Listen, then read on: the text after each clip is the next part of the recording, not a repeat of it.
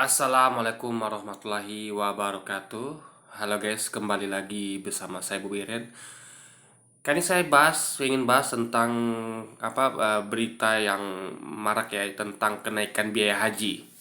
Nih saya ingin bahas guys pada kesempatan kali ini. Jadi kita dengar berita ya bahwa pemerintah Saudi itu eh, apa menurunkan biaya haji, tapi sementara pemerintah kita, Kementerian Agama malah menaikkan biaya haji. Nah, ini menarik untuk dibahas guys ya, karena ini menurut saya penting untuk saya memberikan sedikit ya pendapat lah ya, komentar pun saran terhadap hal ini. Jadi pemerintah itu kan beralasan, kita tahu ya bahwa antrian haji ini udah sangat lama ya. Kalau nggak salah itu sudah sampai puluhan tahun bahkan kan. Nah, sebenarnya ini menurut saya kurang kurang apa ya, kurang pas lah gitu. Karena begini, kita perlu pahami dulu ya tentang rukun iman tentang haji ya. Rukun Islam ya, rukun Islam tentang haji. Kita tuh sebagai seorang muslim tuh hukumnya wajib melaksanakan haji bagi yang mampu. Nah, yang perlu kita ketahui adalah poin mampu di sini adalah bukan kaya ya, bukan. Mampu adalah mampu melaksanakan. Bukan adalah harus kaya, bukan. Tapi kalau Anda mampu melaksanakan baik secara fisik maupun materi, Anda wajib berhaji. Nah, tentu karena ini adalah kewajiban bagi yang mampu, ini nggak main-main. Jadi nggak, ibaratnya jangan dipersulit gitu kan. Karena ini adalah kita kita samakan dengan hukum lainnya, kayak misalnya kayak sholat 5 waktu, puasa di bulan Ramadan, apalagi eh zakat ya kan, zakat, dan satu lagi saya lupa tuh guys. Ya, jadi kita tuh wajib untuk melaksanakannya kalau kita mampu. Nah, jadi coba kita bayangkan seperti misalnya sholat 5 waktu atau puasa. Nah, apakah Anda misalnya kayak berpuasa itu harus membuat diri Anda nyaman dengan ibadah itu, dengan misalnya Anda puasa tuh tidak bekerja di rumah saja dengan ruangan ber-AC dengan atau tidur seharian dengan alasan supaya puasanya mampu dilaksanakan supaya tidak batal gitu. Kan tidak. Malah kalau Anda ketika puasa itu bekerja, itu kan lebih bagus pahalanya. Kenapa? Karena Anda memang hari sehari itu betul-betul jihad gitu kan. Jadi asal tidak membatalkan puasa. Jadi Anda tidak di tidak ditekan, tidak disarankan atau tidak di boleh-boleh saja, tapi tidak di tidak diarahkan ke situ. Misalnya kayak harus di rumah dengan ruangan ber-AC, lalu nyaman biar puasa nggak batal, kan tidak. Jadi Anda ya bahkan bagus kalau bekerja kan, tetap bekerja walaupun puasa meskipun capek, tapi kalau Anda mampu kenapa tidak gitu kan, bahkan pahalanya itu lebih besar karena Anda berjihad gitu kan, bekerja untuk menafkahi diri dan keluarga. Dia kayak sholat 5 waktu misalnya. Apakah Anda sholatnya itu harus harus ada fasilitas misalnya kayak di masjid yang ber-AC misalnya, atau ada sholatnya di hotel gitu kan?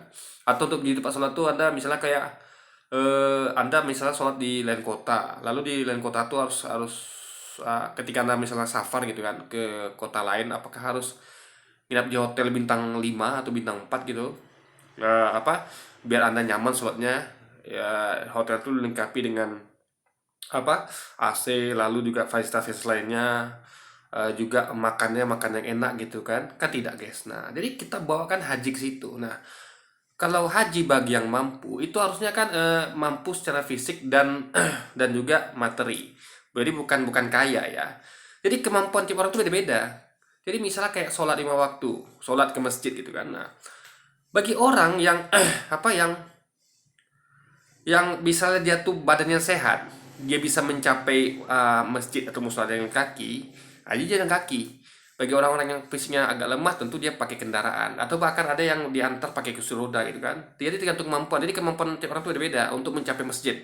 Juga ketika ibadah masjid juga beda-beda juga. Ada yang mampu misalnya ya berdiri gitu kan. Ada yang hanya sanggup duduk. Jadi kemampuan tiap orang beda-beda dalam hal masalah sholat juga. Kayak ketika bulan puasa tuh ada orang yang sakit bahkan harus batalkan puasa. eh sama juga misalnya kayak kalau kita misalnya kita apa ya, ya poinnya adalah jangan dipersulit. Kayak haji ini misalnya, kan kita tahu sekarang nih haji itu eh, dikasih fasilitas yang terbaik katanya oleh pemerintah gitu kan. Bagus, pemerintah memfasilitasi jemaah haji, bagus ya, bagus. Itu adalah apa, pemerintah ini membantu, itu bagus sekali. Cuman yang tidak dipahami ya oleh pemerintah itu adalah mereka nggak paham poin haji bagi yang mampunya seperti apa. Jadi kemampuan tiap orang beda-beda. Misalnya kayak kayak saya, misalnya saya mampu secara fisik, saya mampu insya Allah gitu kan untuk melaksanakan haji. Cuma mungkin materi saya belum belum belum kaya gitu guys. Jadi belum belum bisa bayar mungkin yang ditetapkan pemerintah itu kan, misalnya hotel yang hotel yang terbaik gitu kan. Kan kalau kita ada haji di Mekah tuh katanya kan hotelnya yang terbaik, fasilitasnya yang terbaik gitu kan, makanannya, tempat tinggalnya, bahkan transportasinya juga kan. Nah, jadi saya saya belum mampu untuk mencapai itu karena kan katanya apa, budgetnya itu kan 90 jutaan. Jadi mungkin karena ada nilai manfaat ya, karena di haji itu dikelola gitu kan. Lalu jadi biaya itu bisa berkurang sampai mungkin sekarang kita bayar haji itu sekitar 40 atau 50 jutaan, guys. Nah, sebenarnya kalau kalau cuman di apa, kalau misalnya saya cuman naik haji misalnya, saya hanya mampu membayar misalnya hotel yang termurah ya. Jadi saya cari di Mekah tuh hotel yang paling murah, berapa hotel yang paling murah. Lalu itu yang saya sanggup, yang saya mampu bayar, gitu kan. Hotel yang paling murah. Atau bahkan saya mencoba untuk menginap di rumah siapa di sana kenalan gitu kan, numpang gitu kan. Tentu kalau numpang tentu bisa gratis bahkan kan. Lalu makannya saya cari yang paling murah. Makan, minum, sama tempat tinggal saya cari yang paling murah. Bahkan transportasi pun saya cari yang paling murah. Misalnya saya apa, hanya mampu ya, bahkan naik sepeda mungkin guys. Ada orang yang haji kan, itu dia bahkan ada yang apa ya, jalan kaki mungkin ya, mungkin, atau naik motor, naik sepeda. Jadi itu bisa menekan biaya gitu. Yang penting dia kan mampu. Jadi kemampuan ini bukan dihitung, oh harus hotelnya bintang 5 yang terbaik atau makanan yang terbaik, kan nggak gitu. Jadi itu adalah orang kaya memang itu adalah kemampuan diukur dari kekayaan gitu kan. Jadi biasanya ya hanya orang kaya yang mampu membayar hotel bintang 5, apa ya, makanan terbaik, transportasi terbaik, bahkan kan itu hanya orang-orang kaya. Karena kalau orang-orang yang menengah ke bawah tuh harus nabung dulu kan untuk mendapatkan itu gitu. Nah, jadi sebenarnya kalau kita tilik ya dari kata-kata pengertian mampu, artinya yang penting mampu secara fisik dan materi yang itu tidak diseragamkan adalah fasilitas orang kaya, guys. Nah, itu poinnya. Jadi kalau kalau ya, kalau saya misalnya mampunya hanya pergi ke Mekah tuh misalnya jalan kaki, ya kalau saya mampu ya saya akan sebaiknya saya kerjakan gitu kan. Tentu juga dihitung juga, misalnya kayak kalau saya misalnya kayak jalan kaki atau naik sepeda atau nih ya transportasi murah lah gitu kan. Tentu harus pertimbangan juga keluarga yang tinggalkan di sini, apa lalu ya nafkah saya selama di sini, lalu juga hal-hal lain gitu kan. Timbang juga apa namanya, ya banyak hal lah gitu. Jangan kita gara-gara pergi ke sana tuh kan, kalau kalau kalau kita jalan kaki atau ya naik kendaraan yang makan waktu lama itu, di sini itu susah karena itu, karena kita melakukan itu gitu kan. Nah, nggak, jangan sampai juga. Jadi maksudnya yang saya maksudkan adalah kemampuan tiap orang beda-beda gitu kan. Jadi kalau kayak yang masih muda kan bisa begitu. Nah, di sana pun bisa numpang, misalnya bisa gratis bahkan kan, kalau misalnya kenalan gitu kan, numpang selama haji di sana. Jadi nggak mesti juga harus kalau kita tidak ada dana manfaat tuh sampai 98 jutaan gitu kan, atau 90 berapa sih, lupa tuh guys. Tadi baru dengar di radio gitu kan. Nah, jadi kemampuan tiap orang beda-beda. Ada orang yang udah tua ya, yang udah tua tuh nggak sanggup jalan kaki atau naik apa, naik ya kayak ya naik naik kendaraan yang nyaman lah. Nah, itu baru nggak apa-apa. Atau dia penginapan dia nggak kuat, dia numpang, atau nggak kuat dia pakai hotel apa, penginapan paling murah gitu kan, ya sudah nggak apa-apa. Yang penting dia, kalau dia yang penting dia mampu. Kalau dia nggak mampu ya dinaikkan sedikit apanya fasilitasnya itu kan sesuai kemampuan dia. Nah makanya nggak bisa samakan semua orang. Sama kayak misalnya kayak anda mau ibadah puasa kek, mau ibadah sholat. Jadi nggak semua orang tuh pergi pergi ke masjid tuh naik mobil kan. Nggak semua orang tuh misalnya kayak kita mau ibadah misalnya di kota lain itu semuanya harus naik naik mobil yang paling bagus, naik tinggal di hotel paling bagus, makan yang paling bagus kan nggak gitu guys. Karena tiap orang tuh beda-beda. Kan karena ukur kemampuan itu adalah dalam melaksanakan, mampu dalam melaksanakan gitu kan. Jadi bukan mampu untuk apa namanya mendapatkan fasilitas hotel bintang 5, makanan-makanan terbaik, kelas terbaik kan bukan itu, tapi mampu untuk melaksanakannya.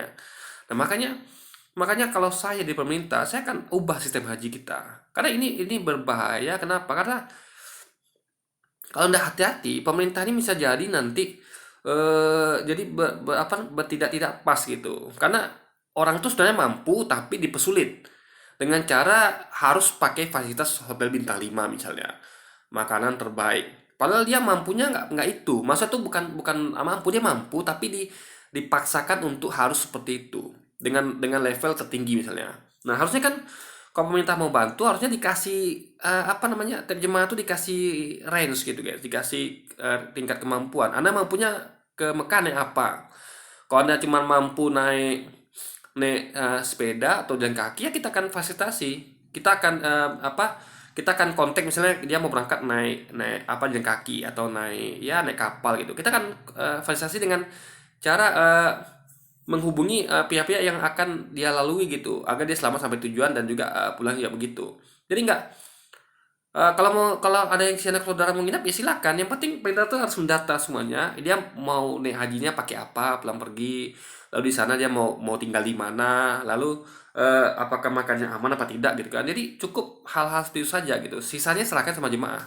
Karena kemampuan jemaah itu beda-beda. Nah, juga jangan lupa, jangan juga pakai ada antrian lagi. Jadi kalau saya dari pemerintah, saya akan stop antrian ini. Jadi saya akan hentikan sehingga jadi kita punya kuota 500.000 ya, misalnya untuk tahun ini. Ya sudah, kalau sudah 500.000 ya sudah tutup.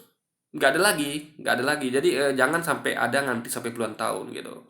Karena kan kemampuan itu kan susah diukur dalam artian kalau sudah berpuluh tahun ya, belasan atau puluhan tahun tentu orang yang mampu jadi nggak mampu lagi.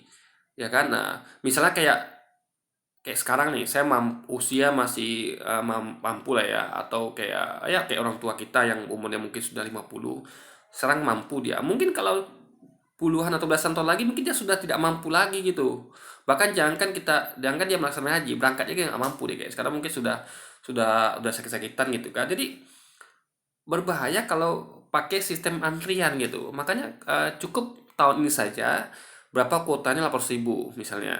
Sudah kalau sudah tutup udah bisa selesai kuota tutup. Nggak ada lagi itu untuk tahun depan belasan tahun lagi puluhan tahun lagi nggak ada tutup sudah gitu kan. Juga tidak ada istilah biaya apa dana keluaran haji nggak ada. Karena gini guys ya. Harusnya ya apa uang itu harusnya kan bisa dipergunakan untuk hal yang produktif ya. Misalnya kayak apa misalnya kayak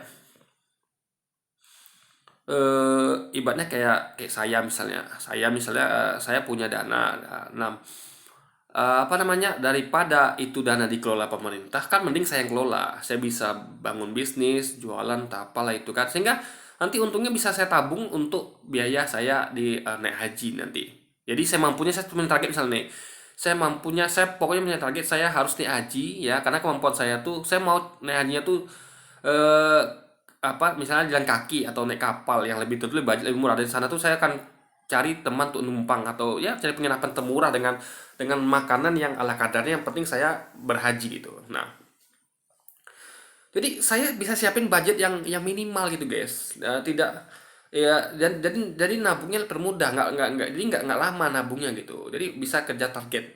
Saya target harus setahun ini harus harus punya terkumpul dana untuk penginapan paling murah, transportasi paling murah gitu kan, juga biaya makan paling murah. Sehingga saya bisa haji nggak sampai menabung bertahun-tahun guys gitu. Nah, jadi ibaratnya haji itu kan sebenarnya kan ibadah Islam Islam ini kan mudah guys. dipermudah oleh Allah gitu kan. Makanya haji bagi yang mampu, bukan haji bagi yang kaya. Nah, harusnya ya pemerintah tuh sebagai stakeholder tuh harus membantu, apa ya, jangan mempersulit lah orang mau naik haji dengan harus fasilitasnya yang terbaik, makanan terbaik gitu kan. Apa namanya? Itu boleh boleh saja kalau memang jemaahnya mau, misalnya jemaahnya mau, dia punya kemampuan lebih dibanding jemaah yang lain, ya sudah, minta bisa fasilitasi, Pak saya mau penginapan terbaik, makanan terbaik, ya silakan fasilitasi, memang dia mampu, tapi mampunya begitu. Tapi kalau ada mampunya yang hanya jalan kaki, jangan samakan semuanya, jadi jangan dibawa semuanya. Jemaah tuh level dikasih fasilitas yang terbaik, enggak, karena enggak semua orang mampunya seperti itu, ada yang mampunya kemampuannya terbatas, dan sehingga jangan khususnya orang-orang sendiri ini untuk naik haji gitu guys. Nah itu dia, jadi nggak bisa, makanya sistem ini kan penyeragaman ini menurut saya tuh kurang-kurang pas gitu, penyeragaman, karena kemampuan tiap orang beda-beda. Jadi harusnya serahkan kepada jemaat. Pemerintah tuh hanya membantu untuk ya membantu, kayak kalau kalau uangnya dana terbatas, ya kalau dia mampu kenapa tidak. Jadi jangan harus paksakan dia harus sesuai dengan apa yang pemerintah tetapkan fasilitasnya guys. Nah itu dia poinnya, sehingga nanti orang tuh nggak harus menyediakan dana dipatok sekian sekian sekian, nggak. Kalau dananya hanya sedikit, dia mampu nih haji, ya silakan gitu.